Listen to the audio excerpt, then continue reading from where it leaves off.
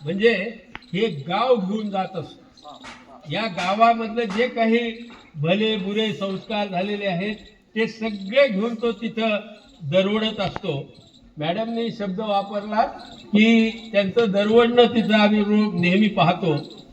महाराष्ट्रामध्ये ग्रामीण अनुभूती व्यक्त करणाऱ्या कवींमध्ये महानोरापासून जर परंपरा सुरू केली ते महानोर आहेत, इंद्रजित भालेराव आहेत, आमचा तो परभणीचा कोण शिक्षक केशव खटिंग आहे, हे असे अनेक आहेत.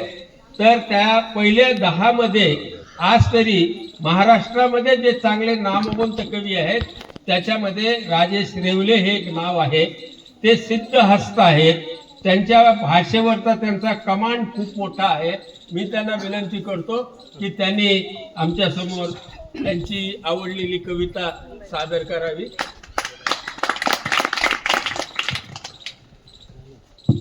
धन्यवाद काकाजी.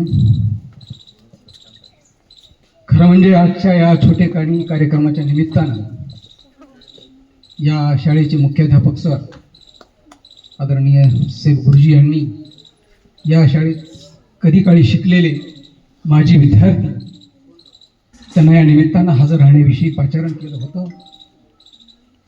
आणि त्या अनुषंगाने आज बरेचसे माजी विद्यार्थी इथे उपस्थित आहेत. बरेच बसलेले आहेत, पुढे आहेत. हे सक्रिय आहेत कार्यकर्ते आपल्या शाळेचे. शाळेशी जोडल्या गेलेली ही माणसे आहेत, ही तरुण आहेत मध्ये. आणि विशेष म्हणजे आम्ही लहान होतो खूप, अगदी कळत्या वयात नेमकं. तेव्हा ते हे राधेश्याम यादव गुरुजी डीएडला लागले होते त्या काळामध्ये. आणि एक हुशार विद्यार्थ्यामध्ये त्यांची गणना होत असे. म्हणजे मला जे कळते पहिले शिक्षक ती आहे. आणि ती परभणीहून आज ह्या कार्यक्रमाच्या निमित्तानं आवर्जून उपस्थित राहिलेले आहे. राधेश्याम गुरुजी विषयी एकदा जोरदार आहे.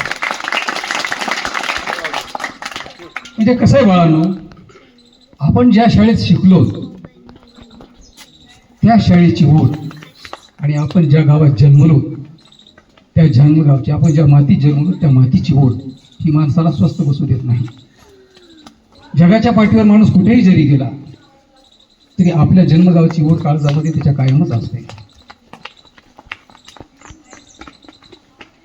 आणि काकाजीनं मगाशी बोलत उल्लेख केलाच की स्त्री आणि शेतकरी किंवा माती ह्या सर्जक आहेत, निर्मितीक्षम आहेत. आई आपल्याला जन्म देते तर माती आपल्याला वाढवत असते, जगवत असते.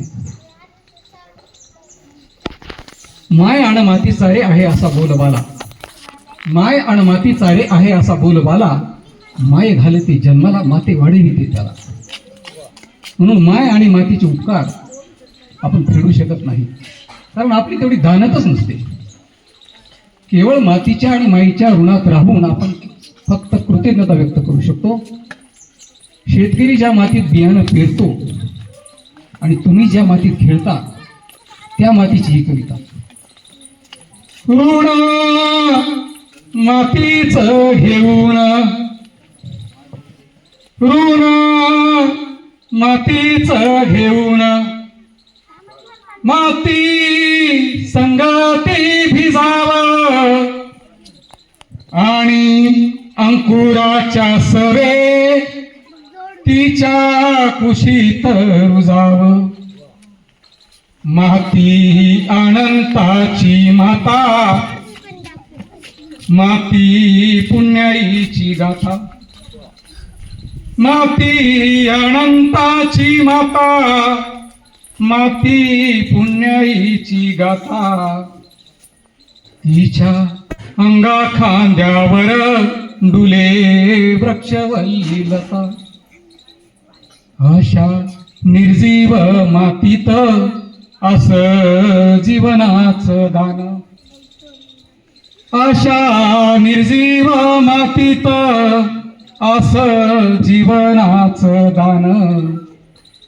काळ्या शारया मातीत खुले हिरवळीचं रान. आन मुल या मातीचं कस गणित आखाव, आन मुल या मातीचं कस गणित आखाव, माती मूल म्हणूनिया तिला कस रे लिखाव, काळ्या अबीर भुक्याचा टिळा लावितो मी भाळी, काळ्या अबीर भुक्याचा टिळा लावितो मी भाळी, तिचे गुणगान गाता लागो ब्रह्मानंदे टाळी, तिचे गुणगान गाता लागो ब्रह्मानंदे टाळी, तिचे गुणगान गाता लागो ब्रह्मानंदे टाळी.